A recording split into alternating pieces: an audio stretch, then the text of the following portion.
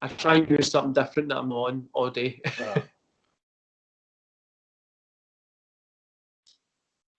Won't be too long when this eventually clicks on it's recording.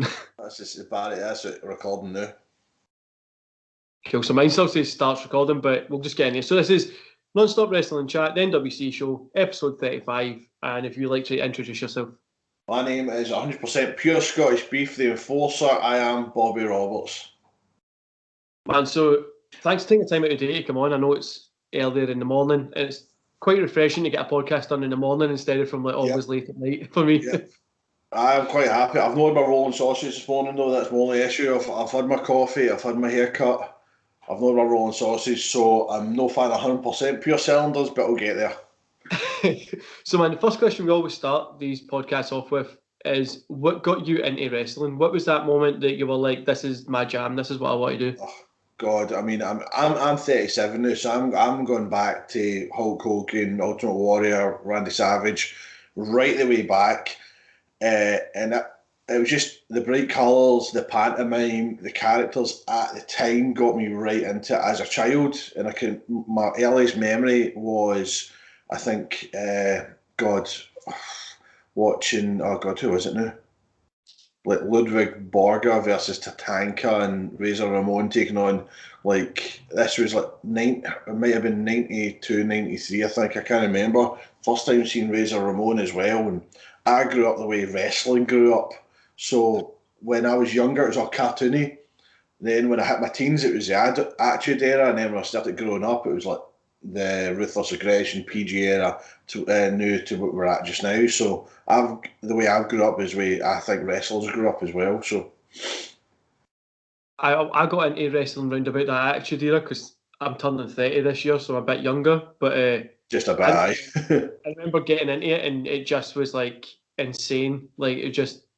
School was insane. Like I could only imagine being a teenager at that time. It must have been something. It was fantastic. Every 2 seconds, and I remember me and my mate were sitting in biology, and we said to the teacher, he goes, Miss, I've got 2 words for you. I goes, oh, what's that? And we're like, suck it. Suspended straight away. It was almost instantaneous, and then me and my wee group, we were known as the ones that liked wrestling.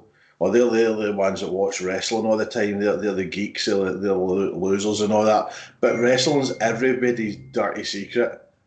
You know what I mean? Like, there's so many people will sit, and I get this all the time. I remember, if it's on at night, I'm flicking through Sky and all this. I'll sit and watch it. Don't like it, but if it's on, I'll watch it. Don't lie. Don't talk pish. You like it. If they came to a show and sat in the front row, they'd be completely enticed by it. They'd be just mesmerised by it.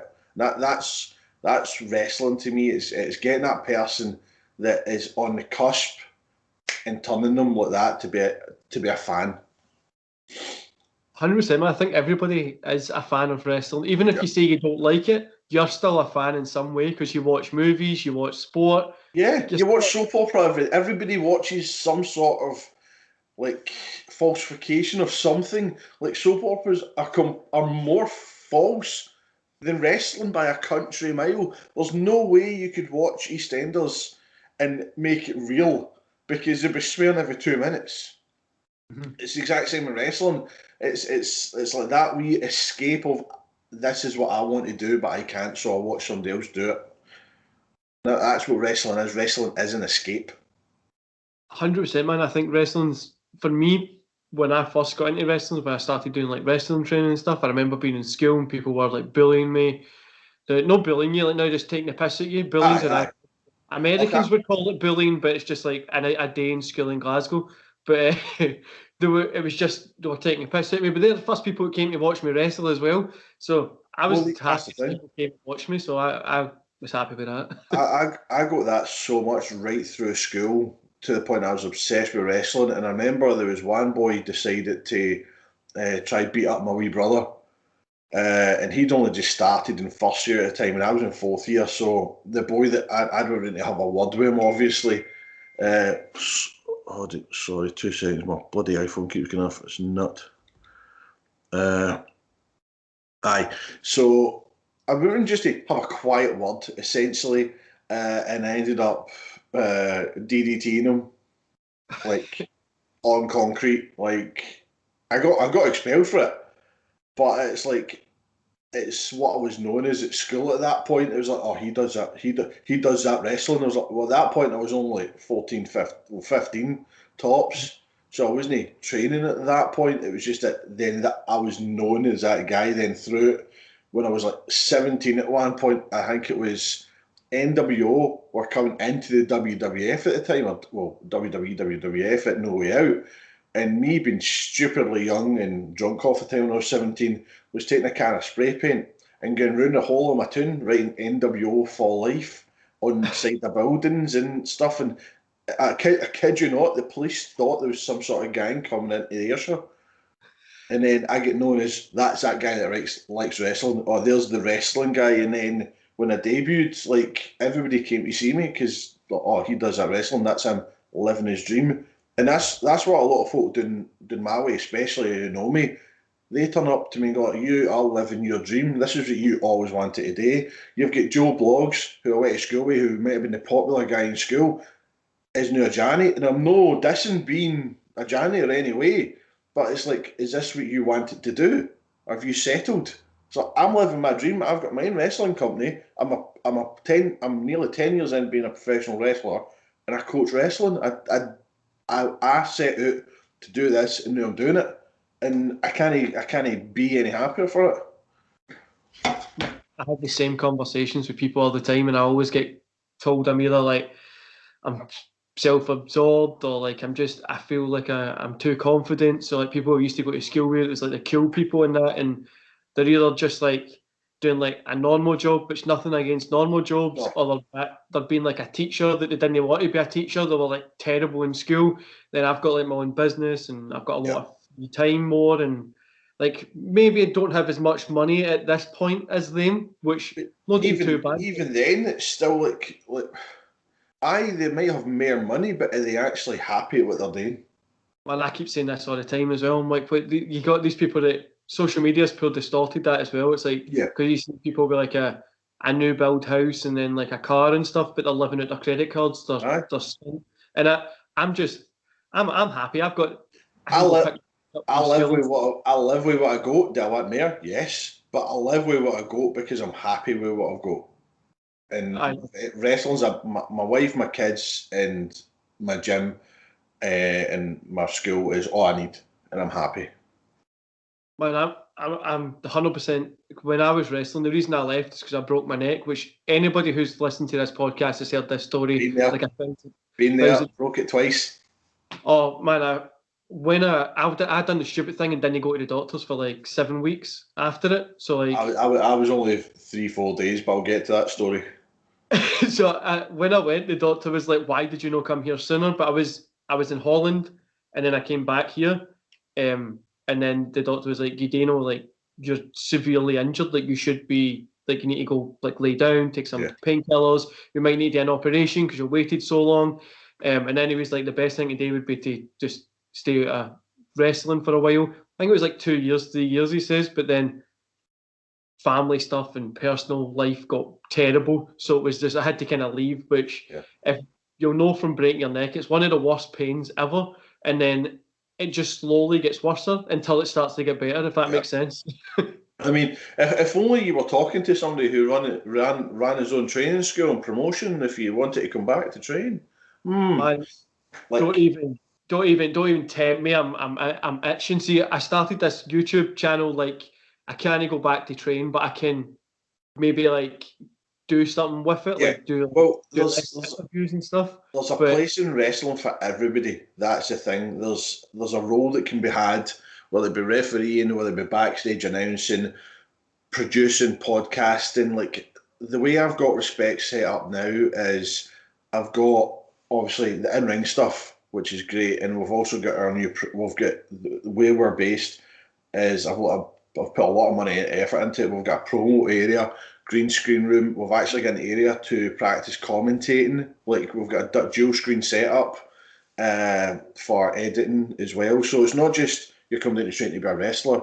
You're coming in to be trained in the art of wrestling from the full performance, from the moment even before you get to have a match, there's production that needs to be done, there's storylines, there's everything needs to get done first, right up to the after the bell and editing. So we're trying to put together, at Respect, a full package.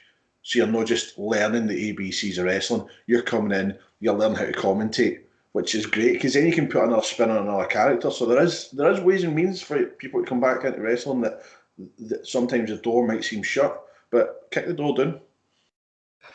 100%, man. I think that's such a cool idea as well, like getting people in and doing different stuff instead of from just the kind of, obviously wrestling's the main part of it, that's what we're here, what we love doing, but there is so much more to it that people don't even realise that goes into it, like the promo work, the backstage stuff, like there's just so much that goes into it that people don't, a lot of people just think, oh, it's just wrestling, but there is a ton of stuff that goes into it. Oh, it's ridiculous, the amount of stuff. Like, when I first started training 10 years ago, I'd never been to a wrestling show, ever.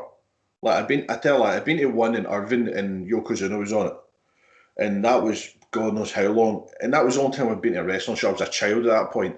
But when I stepped through the doors at the Source Training School in April of 2011, it opened my eyes to a lot of things, and I've never looked back since. Like, putting up the ring was one of my main things. Like, I enjoy putting up a wrestling ring. It's weird. A lot of people hate doing it. I love it. It's therapeutic to me, because then I can see where everything is, and I know that by putting 100% into that, that's safe. And then I can put 100% into my training for ring training as well. So, like, I make sure my guys, or the trainees that come through Respect, do the same as what I done. No the bad stuff, but like, not like breaking your neck and all that. Don't follow my lead on that. But like the actual paying dues and stuff like that, like, I think that is really important when it comes to wrestling. It's one of the key fundamental things, is learning everything and anything you can. If you turn around and say, I've learned everything I can in wrestling, then leave wrestling, because you haven't. Man, 100%. Like, there's anybody that I've spoke to on this podcast that says, like, I've done everything yet. Obviously, there's so much to do. And there is people that you see, like, if you look on social media and stuff like that are like, oh, we've achieved everything. And it's like, when I was in wrestling, when I first started training, it was a way back. So I was like 13 when I started training, and it was in a middle of like Linwood, middle of nowhere. Oh, you went to Area 51? Everybody keeps calling it Area 51, and I can never remember if that's what it was called, but it must have been. 51. So I didn't manage to get there to Area 51, because where I'm from, Kilburnie, going there on a Sunday, which was the only day it was really open, was near impossible via public transport. Like, you'd have to get a train and 2 buses to get to Linwood on a Sunday if you didn't drive. And I missed it, Linwood, by a couple of months, and then they went to Ibrox and they were training there. So I was part of the I was there when it turned into Source. Yeah. So I'm one of the original Source graduates from back in the day. So I know, but I remember Area 51 vividly. I know, it was just in that wee like industrial estate, just like in a garage thing, and it was so like, there was just a ring and nothing else there. If the SWA was working, the ring wasn't there, so you were just kind of there on the mats, and that was it. Which it was fun, a good experience, and from that I met one of my best friends who I went and trained with in like Holland and stuff like that to do like some wrestling stuff, which was really cool. And obviously you've got your own wrestling business at the minute. How have you been dealing with COVID? Like, tragically. Tragically is the word I'd use. Like, so obviously COVID hit 2000, tail end of 2019, I believe. And we just finished up one of our best years, like, production wise. Crowds were great. We were set, like, I've ran God knows how many shows now, but I mean, I've sold out every one I've done bar one since I started in 2016, and that's not so much unheard of. It's difficult, especially we're technically still in recession. Yeah. So we managed to get one show out the road. Sorry, my hanging's a bit pain in the backside. My phone. So we managed to get one show out the road, and it was a good show. It was a great show, and and I got one booking as well down south, and then COVID hit, and then I'd already had shows booked in throughout the year that had basically like what we call bought-in shows, like we've been hired to do a show. So we had one at our local high school that they hire us every year to come down and do like like what you would call mini kickers for wrestling. You'd basically take the primary 4, 5, 6, and 7 and do like a wee mini wrestling session, show them how to roll, take a crash match, show them how to bump, get them doing promos, just basic kind of stuff. And in 2016, the school that we were at, my old primary school, Glengarnock Primary, they were closing down to join a big super school. And they wanted us in to do one final show. So I was on that. I main evented that because I went to that school. I had Viper on as well, Piper Niven. She's like one of my best pals. She stays 30 seconds around the corner from me. So she was on the show as well. She was in the I think first half main. It was a great wee show. So as I said, the school now is part of Garnock Community Campus. They still bring us in every year.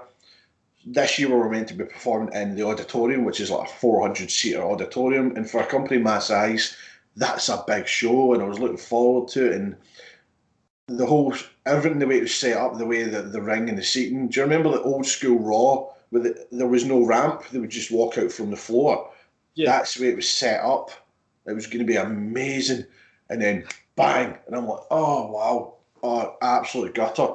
And when you're sitting there as like, not so much just a wrestler, but as somebody who produces the shows and writes, and you're sitting there with a blank notepad, putting together card after card after card, and going, I can't do this.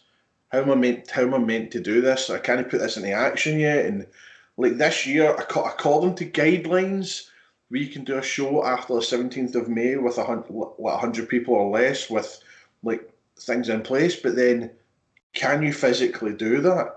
You know what I mean? It's like, yeah, we can do a show this year, but then how many wrestlers are going to be ready to do that? Not saying people haven't been keeping fit in their own way, which is great, but you've got to take into account ring rust and stuff like that. So, like, for the aspect of like respect basically being closed over like COVID, it was absolutely brutal. Yeah, there was stories and stuff like that about people training, but like when the gyms opened back up, yeah, we had people in the gym. We've got a ring. People can use the ring. It's there to be used as long as it's done in a safe and COVID-regulated environment and a lot of disinfectant. But at the same time as well, like you've got so many people who left wrestling as well during COVID because obviously other things happened as well. So it's going to be more interesting when we come back to do shows more than anything else to see what the fans think of the new style. I say new style shows. What fans think of the shows? Are they going to come back? Are they going to be scared, or are people dying to actually just do something? Because don't get me wrong, my inbox has been like firing up with people coming like asking to work for respect, and I've not replied to them all yet because there's so many good names out there to pick from. 100%, man. I think it'll be a mix of both. Like some people will be glad to get out. Some people just like a little bit wary because obviously, like COVID's kind of still here, but no here and stuff like that. But I'm on the same boat. This past year, I've kind of just decided to become. Well, I've been a teacher for my kids most of the year, so the try to get back to like work and some sort of like normal stuff is a little bit weird. But yeah, it was a boot in the balls to say the least last year when it happened. I mean, I went into the paper shop the day before I went to get my hair cut, and the guy that runs the show goes, so when you wrestling again? I was like, how long's a piece of string? I don't know. But I get asked this every time I go somewhere. I was like, when you wrestling again? When we gonna do? When are you doing a show again? I'm like, I don't know. If I could do one they knew, I would. I honestly would. But we can't. And there's a lot of people at every promotion in Scotland's like that just now. Every promotion in Britain, you know what I mean? There's still like some companies that are also tied with the WWE, like Progress and ICW, are still getting to perform, but that's without a crowd. And some wrestlers are okay with that. no crowd, and there's some wrestlers who need the crowd. And don't get me wrong, feeding off the crowd's energy is really important to wrestling. It really is. Having no crowd there, it's a bit of a pain in the backside, but it is what it is, unfortunately. No, 100%. Man, the guys that we've spoke to for ICW, they've kind of been saying that it's cool to learn how to work the camera more and stuff like that. Yeah. But they all kind of say the same thing. Like, without the crowd there, which is the main part of wrestling, it is a little bit. It's like a half-filled balloon. Like, it's still kind of fun to play away, but you just kind of want normal balloons, you know what I mean? Yeah. It's even watching sometimes online, like watching like obviously Progress and WXW and ICW.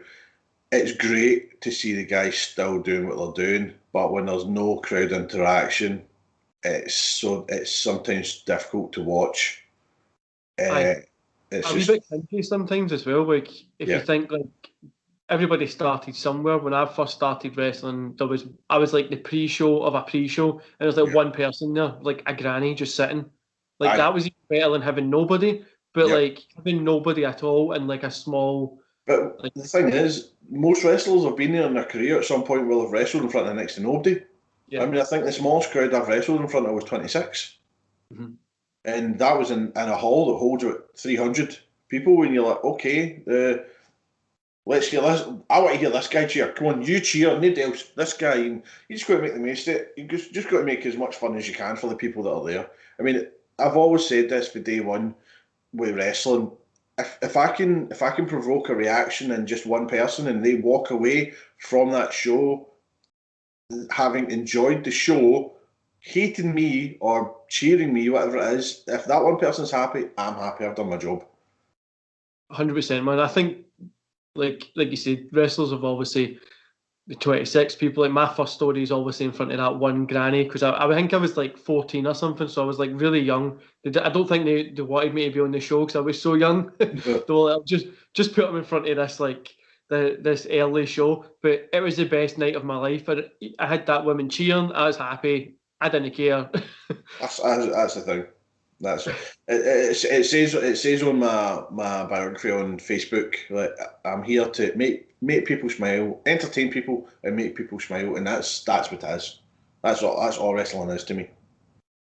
100%. I think that's what people forget as well. Wrestling can be simple. It's just like a show to make people forget what's going on outside for 15 minutes or an hour, if they're only catching a match, 10 minutes, whatever it is. It's just to let them forget what's happening in the world around them, just to sit down and enjoy it. And as much as people just now don't like Raw, they don't say this isn't happening, it's too long and stuff like that, still watch it.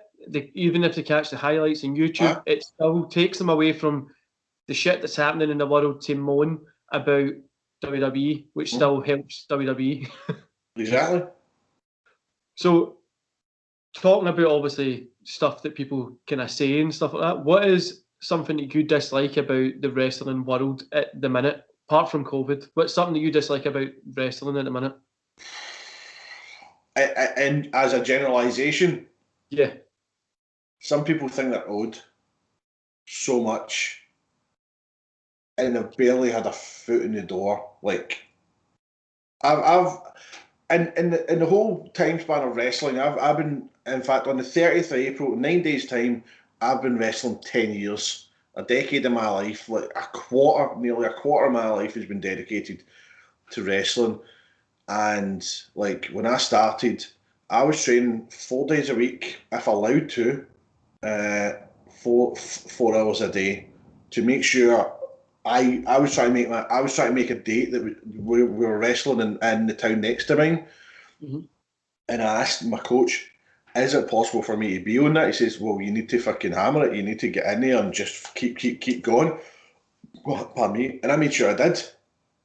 And I was out putting flyers out, busting my arse till 11, 12 o'clock at night in the piss and rain with Viper of all people. Like, we were out constantly making sure there was arses in seats. But they knew you're getting people going, well, why should we do this? Why should we do that? It's unpaid labour. If you're a football player and you want to play at Rangers or Celtic, as an apprentice, you'd be fucking cleaning boots and making fucking tea. If you were in the army as a private, which I was, you would be in there making tea and scrubbing floors because that's what's expected. So why not in wrestling? It's the exact same. It's like you are in the bottom rung of the totem pole. You are owed fuck all. Wrestling owes you nothing. You're the person that chose this career. Not oh, you got a phone call for hello Mr. Wrestling. Do you want to come and work for me? Yes, that'd be great. Can I get £100,000 a year? Aye, that's fantastic, brilliant. No, fuck off. Pull your finger at your arse and get out and do the hard work that's needed to get done instead of sitting there like you're owed fucking something. Sorry, that's a that's a trigger. like for me, more than anything else, like I put fucking so much passion behind everything I done when I first started training. Up until even now, I put so much behind everything I do. Like I sacrificed my family at points when I was wrestling. I was away weekends after weekends after weekends, and you've got some people who don't want to sit in a car for 25 fucking minutes. Man, I'm here. I understand everything you're saying just now. Like as recently as 2019, 2020, this year as well. I missed my daughter's birthday because I had to go get a meeting to try and obviously provide for my family. But so back in the day, I ended up homeless for a bit of time after I broke my neck. Some family personal stuff. I was homeless, and talking about hard work and stuff. I took myself because I was like, I don't want to do a normal job. Like no. Nothing against normal jobs. As everybody keeps saying that I've got something against it. It's just no for me. Like somebody tell me when I can go to the toilet and stuff like that. It just doesn't work for me. No. And I was like, I'm going to set my own business up when I was homeless. I was like, you know what I can do here? I can clean. I had the facility to go get stuff to go clean cars. So I went and done that. I only charged like £2 every car. I went to an office building and just asked, do you want me to clean your car? And people would just give me like £2. So I started making like £100, £200 a day eventually, which was pretty cool. I got myself a flat. Then I set a cleaning business up, was cleaning like toilets and stuff like that myself. Nobody like carrying hoovers. I wasn't driving, didn't have enough money, was carrying hoovers like a 10-mile walk just to like clean toilets, try to like go into nightclubs. I was up from like 3 a.m, getting nightclubs, cleaning sick up, picking condoms up, all this kind of stuff. Then obviously I'm in a better position now. I've got do different kind of stuff, which is more relaxed. I'm out of cleaning and kind of stuff like that. It's more office based and stuff that was a little bit better. But I still get up at 3 a.m. and work till 11 at night. I literally nobody owes me anything, and that's like wrestlers forget that as well. And everybody at this point kind of forgets that. Like you're not owed anything, you just have to go and put the work in. And that's nothing to say against anybody cleaning toilets. Like I've cleaned toilets, I've made tea, I slept in the street and cleaned cars. I mean, it's just the game, and that's kind of wrestlers forget. Like it's a long-term game as well, but they forget that, like you said, they're not owed anything. They're not going to get that £100,000 contract straight away. I don't even think it's so much just wrestlers in general. I think it is just it's a generation thing in my eyes, and I know this will trigger a lot of people. But in the past 2 years, I don't give a fuck anymore. I don't like. I provide a service for people to come and learn, and after that service, you go out and work. So it's a training environment. It's an educational facility. You can go in company's house and you can check Respect Pro Wrestling or RMG Enterprise Limited, and it'll tell you what we do. I run a community centre as well for Lochwinnock, the Lochwinnock Community Annex. We took it from the council and built it back up to being a community centre. We've put 100% graft, our own money, me and my mum, into it, and it's the exact same thing. We've got people who come and maybe work for us, and they don't want to do their job half-assed because they don't. Oh, why should? Oh man, it's like fuck off then.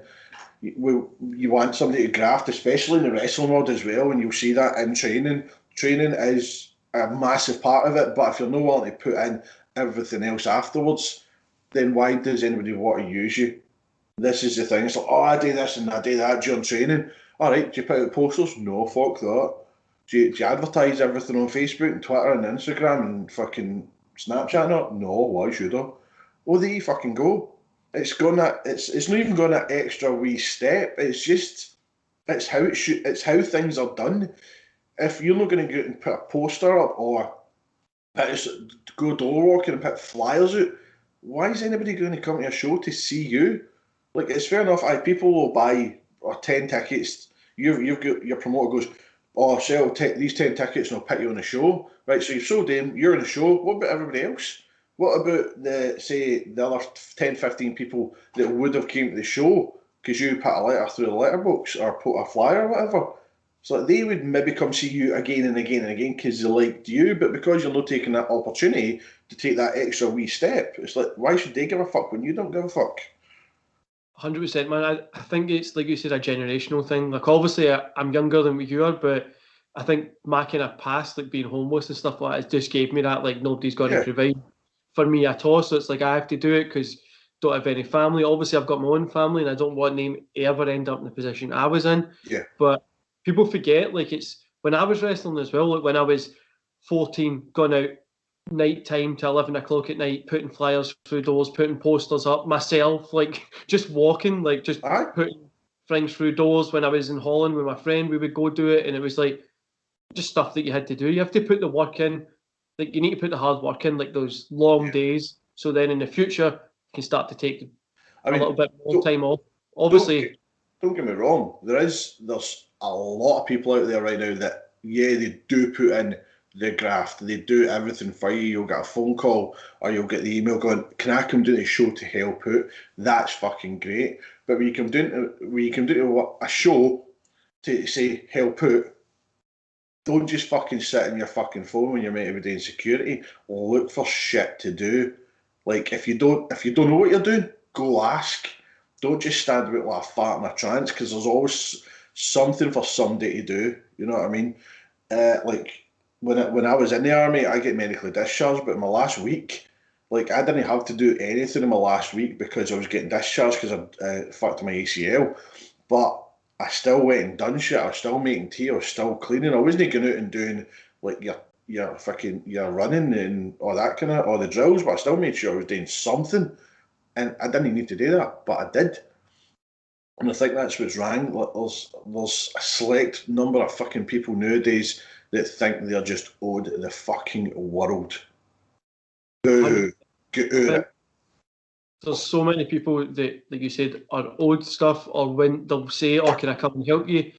They come and help, and then they kind of just sit around. So I had somebody I used to go to school with that was like, can I come and like do some work with you? And I was like, if you want, like it's hard work, like it's really hard, but you can come and like learn some stuff. Rewarding. I'll do the majority, and I'll show you some things that you can go and make money yourself. Yep. And they came and just sat on Facebook all day, and I was like, like it was when I was doing advertising, so it was like it's not as easy. Everybody just thinks, oh, you just sit on that Facebook and just run ads, and it's like, it's it's monotonous. Yeah, like it's when I still have my advertising business, but it's on the sidelines at the minute. But like I'm sitting on Facebook 10, 15 hours a day, Facebook, Instagram, Twitter, everything, to look at trends on how people are working. So then you can run an ad to get 6 people to buy something for like £2. You need to like the money wise and stuff like that. And people just like forget how much, and they're just sitting on Facebook scrolling through their friends list. I'm like, what are you doing? Let's get some work done, or just leave so you're just taking up my time. It's one of the things as well where like you come into the graft, but this is one of the things I want to try to teach at Respect as well, with other coaches, and they agree with me as well. It's not just the wrestling, it's everything underneath. It's running the business side of things. It was Nick Dinsmore, Eugene, who put it perfect for me and changed my perspective so much that you're a wrestler, but you're also a brand. You must treat yourself as a brand. You must sell yourself as a brand, not just, I can come in your show and I can do this, but okay, what else can you do? What are you going to do? So, pardon me, the calls give me hiccups. Like Respect is a brand, and it's a brand that's recognised in Ayrshire and Scottish wrestling, basically, which I'm happy at. But it's also everything underlying. It's like how does Respect make money? And I'll happily open book and tell people how Respect makes money through training, through shows, and through sponsorships. So a lot of people don't realise we can do sponsorships, we do deals, we go out there and we talk to people as well. So even that wee aspect of training is something it's hardly ever seen, because normally the top brass don't tell their trainees how money's made in wrestling, when effectively wrestling it's a business, and in business you're there to make money. 100%, man. I think as well, what you say is a lot of people just like forget that it is a business. Like obviously you're there to put on a good show, let people have a good time and train people. But at the end of the day, you do need to make money and provide for your family as well, which a lot of people forget. Obviously, we've went off on a pure tangent of like, oh god, that's my age. I'm like, it's one of the ones I'm sitting at a park bench shouting at the world. well, I'm the same. I'm much younger, but obviously, I think it's just like, for me, especially, I say it's stuff that I've been through. And then when I see people that are in like positions they don't want to be in or things that they don't like, I'm like, why are you doing? Like, you're taking up that position from somebody that might like it. Like, there could be somebody out there who wants to be a Janny, for example, or a cleaner for the rest of their life. But it's up to them to change it. That's the thing. Like, don't let somebody take, like, if you don't like it and you're in that position, but somebody wants to do the position, give it to somebody that wants to do it because they're going to love it. You can always change, and a lot of people at my age, just now turning 30, which I'm sure you went through back when you were turning the age, is that, oh, like, I feel too old, like I'm getting too old to do anything, which most people don't actually start doing stuff till they're over 30 anyway. But that's my own personal gripes with people at this point. But anyway, on a more positive note, what's something that you like about wrestling today? What's something that you're like, this is a really cool part of wrestling? It's actually not so much what now, it's more what it's going to be. It's the possibilities that are coming up with. There's new companies jumping up out of nowhere nowadays, and it's a chance to work other areas, other people.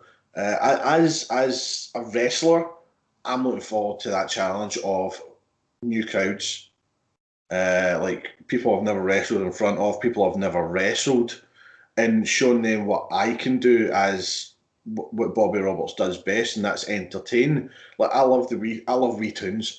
Like, my mates call me the king of the wee tunes because I'll get a pop anywhere because I'm the guy down the road. You know what I mean? I'm the guy that likes wrestling. Oh, there's Bobby, he likes wrestling, and I'm that guy. You know what I mean? I'm the everyday guy, and that's why I love doing the wee tunes. And some of my mates slight me for it. So if got aspects of aiming high, I was like, why the hell would I? And I'm walking at these wee tunes, and the wee guys love me. It's brilliant. For a promoter's point of view, it's getting back out there, and it's the unknown. It's like, are we going to draw or we know? But when we do draw, it's going to be great. It's good. I've got a bottle of 15-year Dalwhinnie single malt that's sitting there for the first show back, and I don't even, if it draws, great. If it sells out, even better. But if I get people through the door, it'll still be getting opened, and it's like, it's just the unknown that excites me just now, because I've had the whole of COVID and other things to sit and reflect on how to run respect, obviously with collaboration from the other coaches, and I'm looking forward to what we are going to bring to the table. We're no rebranding or anything like that, we'll just get a new way of thinking, and that's what we want to try doing, bring other people in. And that's what I'm looking forward to most, is what's next.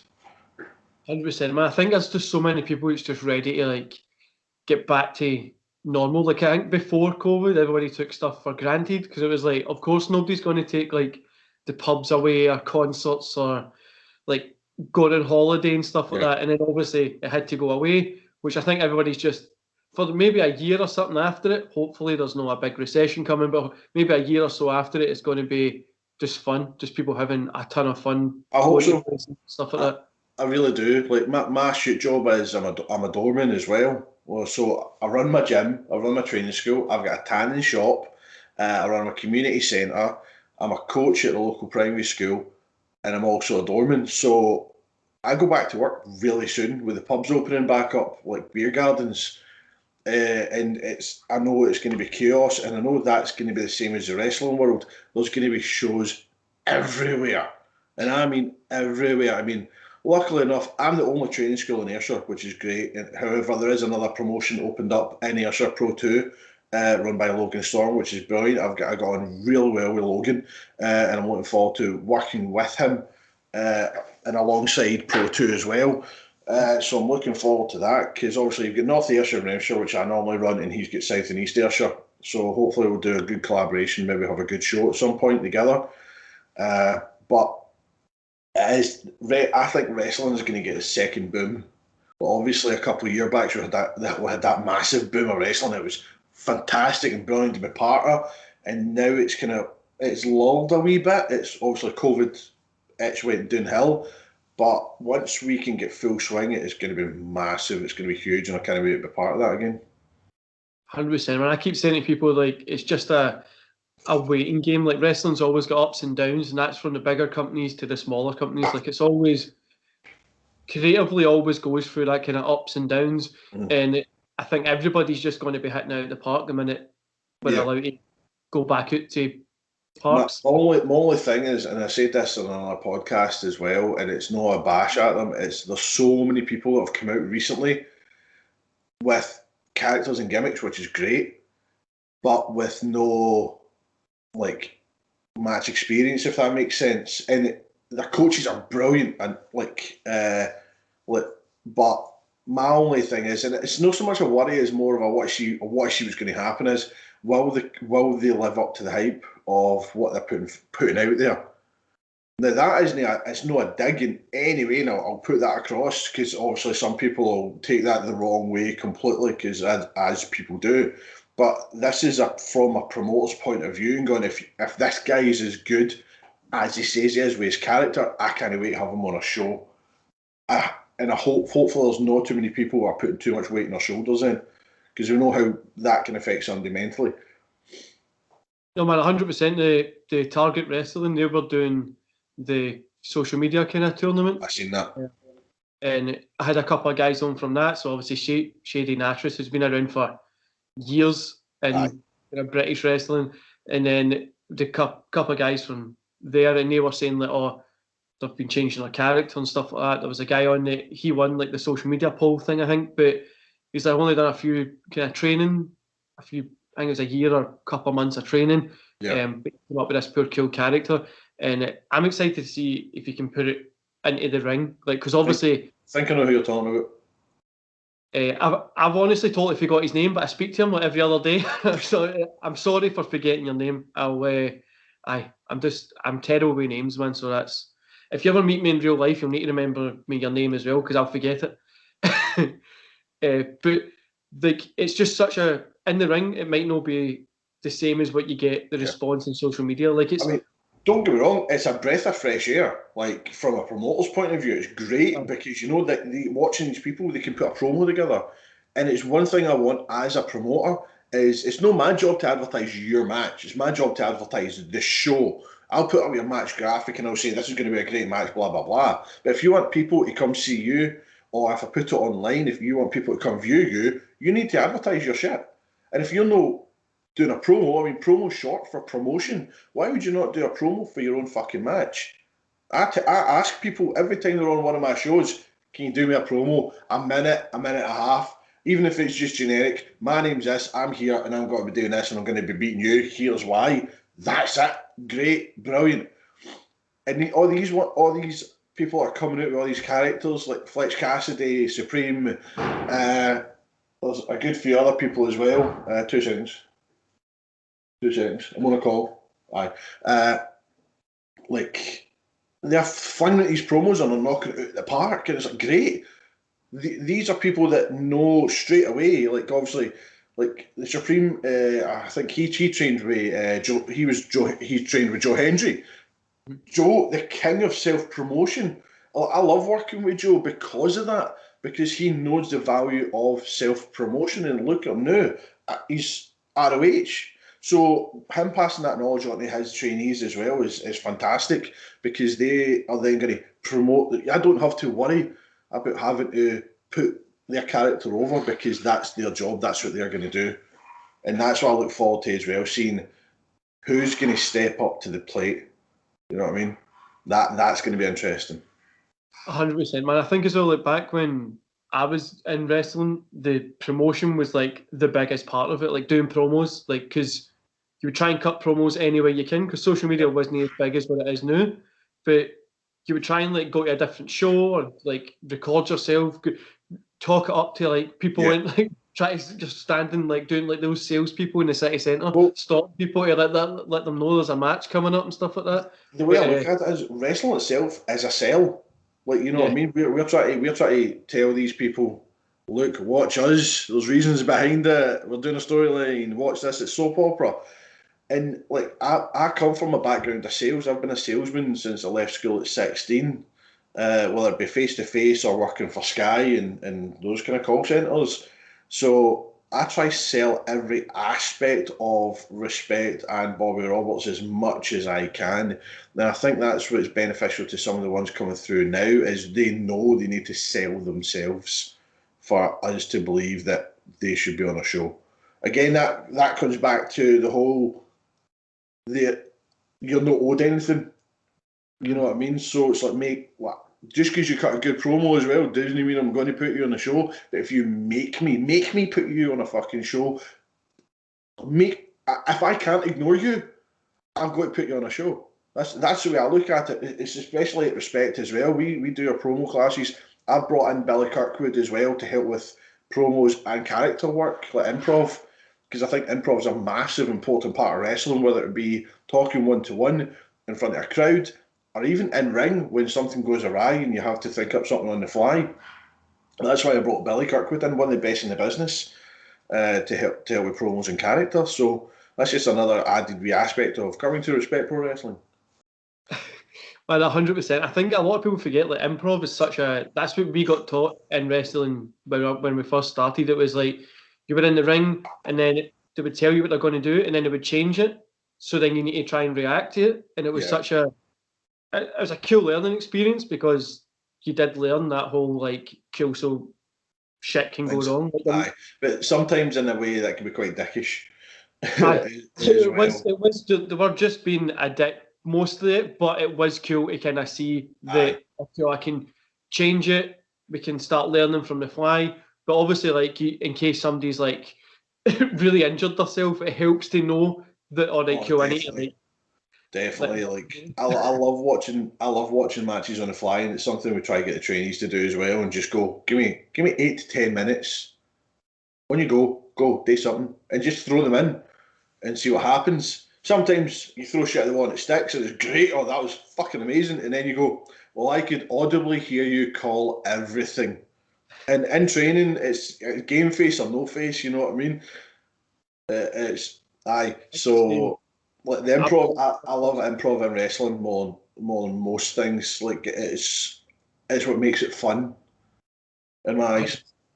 I was one of those people that's always like it's either everything or nothing. Like I'm still like that to this day. I'm just extremely competitive, so it's like I'm giving everything to this, or I'm not going to do it. If I can't give 100% to anything that I'm doing, it's just I just don't do it or try and learn to get better at it. So it's always like because then 100% is like kind of learning and stuff like that as well. But it was when I was kind of first there, it was just right in 100%. 8, the one at Linwood was like 8 in the morning till like 5 at night. I was there at like 7 waiting for the place to open and I would stay till 6. Like they would tell me, can you just go up the road? And I'm like, all right, I just thought I would ask some questions.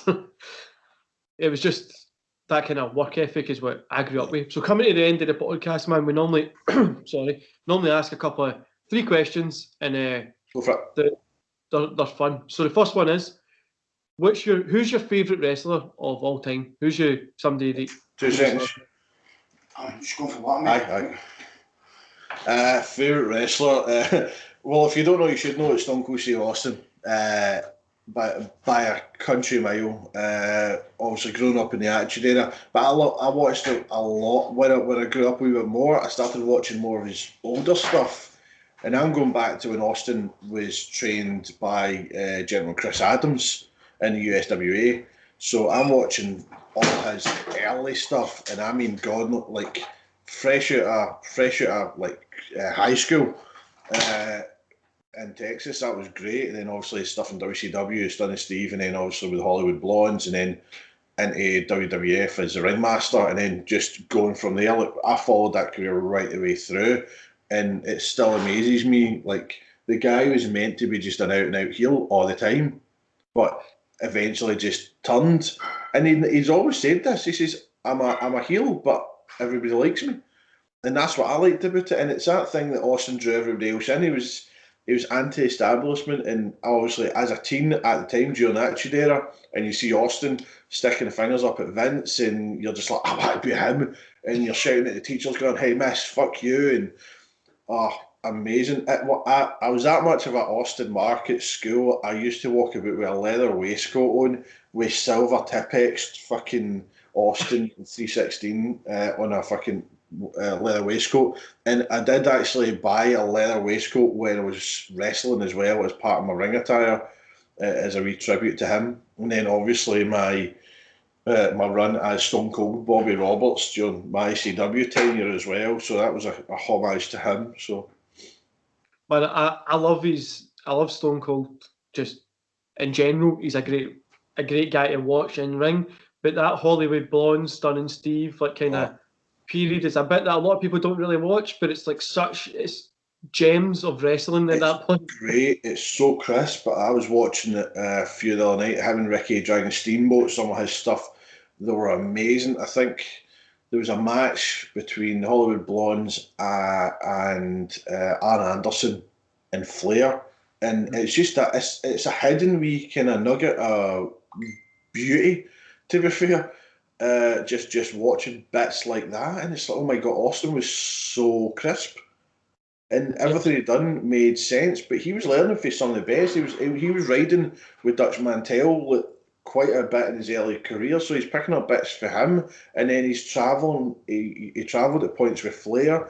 He travelled at points with Vader and Nash, and just picking up bits from everybody. And that draws me back to even wrestling as well. Like us, like traveling in cars, you pick up so much information from so many people. Even if they've not been wrestling as long as like myself or anything like that, I'm still picking up so much. It's like one of my trainers and best mates is DCT, and I picked up so much from him when he can every time. Same with Luke King Sharp, Krieger, Jail of Dark, like so many people have been through those Respectful Wrestling teach me, and that's what I love about it. And it's the same with watching Austin. I still watch and learn so much from just watching Austin work. I mean, the good thing about it is when I was Stone Cold Bobby Roberts, I never had to wrestle as Austin, and it was a good thing because I didn't have the full on tenacity that he did. All that fucking level of his tank was huge. You know, he gassed out Kurt Angle on purpose just for a laugh. And watching that and him saying that, and you realise watching the match going, you're like, I could never live up to that hype of doing that kind of shit. But Austin was just on another level. Honestly, if it wasn't for him, I wouldn't be wrestling. 100%, man. I think a lot of people just forget how good Austin was until when you go back and watch him. Obviously, a lot of people remember him from that later Attitude Era when he was a little bit like he was ready to leave. Like he wasn't in it. It's 100%. 2002, basically. Yeah, but everybody forgets that whole early period. Even the Ringmaster, he was putting on great matches with a terrible gimmick. You know what I mean? Like it was. Him and Savio Vega was great. You know what I mean? Like him, Mark Mero at points. Triple H, I remember as well. There was points in his early 96 to 97. Some of his matches then were brilliant, and then obviously WrestleMania 13 with Bret Hart was just a masterpiece. 100%, man. So the other question is, what's your favourite event of all time? You can obviously pick an event that you were on. WrestleMania 17. Everybody says WrestleMania 17. WrestleMania 17 by a country. That or the 2001 Rumble. Just because it was Austin heavy. Austin came back for injury, and it was just a perfect story. It was long-term storytelling. It was great. Even though Austin turned at Mania 17, I didn't give a shit. It was brilliant. Like fate start. I think at that point, like that 17 was what you watched the year before. WrestleMania 16 was a great crowd, but 17 was huge. And you watch that was Austin, and I'll always in the build up also the Limp Bizkit soundtrack, fucking phenomenal. No man, WrestleMania 17 is one of my favourite as well. That whole period as well, from 2001 to 2002 into 3, was really good. It was such a... Obviously, we were saying that Austin was ready to start leaving at that point, but he did put on some good matches still at that point. And then I think everybody was just hitting it out of the park, like SummerSlam 2002 with Triple H and Michaels and stuff like that. There was just so many good stuff happening in wrestling at that point, and we seemed really old talking about it because it was like 20 years ago. I know. 20. Oh, it's actually, Jesus, man, it's actually 20 years ago since me. Oh, wow. That is old. But, like, on a personal note, like, I've obviously got my own debut when I wrestled Glenn Dunbar, my debut. That was brilliant. But my first ever main event was in my own hometown against Paul Tracy. And I learned the night before that I was going to be in the main event. And I'm like, you're fucking kidding. Like, no. I was like, you're honestly joking. I was like, no. I was like, fuck. And we went out and done, it's on YouTube and it's a great match. It's like 22 minutes long, and at that point, I'd never went any longer than fucking 10, 15 minutes. And Paul Tracy's like a fucking Clydesdale horse. His condition's off the chart. And the match itself, like the way it starts and finishes, is a perfect story. And it wasn't too long after my uncle had passed away as well. That I had that match, and I dedicated the match to him because my aunt was in the crowd at the time. The first time she ever seen me wrestle as well. It was just something else. It was an amazing match. And then obviously the match I came back for when I broke my neck in Kilburnie, like my own town, and I changed my theme tune, my entrance to a lot, and I came out and I nearly busted out greeting. It was just something else. But before I go, the match that sticks out with me on anything else was it was myself versus Kyle Kingsley, I think.